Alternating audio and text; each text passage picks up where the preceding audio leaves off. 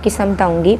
عالمہ عائزہ عامر, مجھے یہ بتائیے کہ نوافل میں قیام اور رکوع و سجود وغیرہ میں ذکر و دعا کا کیا حکم ہے؟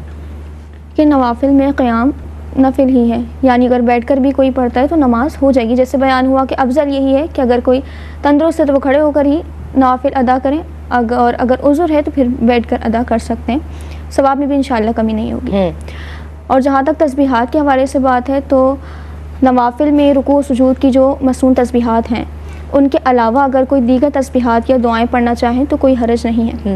آپ جان عالم صلی اللہ تعالیٰ علیہ وآلہ وسلم سے نوافل کے رکوع و سجود میں جو مسنون تسبیحات ہیں ان کے علاوہ دیگر تسبیحات اور دعائیں پڑھنا بھی منقول ہے. لیکن یہ یاد رہے کہ وہ دعائیں قرآن و حدیث سے ثابت ہوں، اور قرآن کی کوئی بھی آیت بطور تلاوت نہیں پڑھی جائے گی، بطور دعا پڑھ سکتے ہیں. اسی طرح اگر ان کے علاوہ دیگر کوئی دعائیں پڑھنا چاہیں تو اس میں بھی یہ خیال رہے کہ وہ دعائیں کلام الناس کے مشابہ نہ ہوں، جو عام لوگوں کی باتیں ہوتی ہیں اس طرح کی باتیں نہیں ہونی چاہیے، دنیاوی باتیں نہ ہوں ان دعاؤں میں.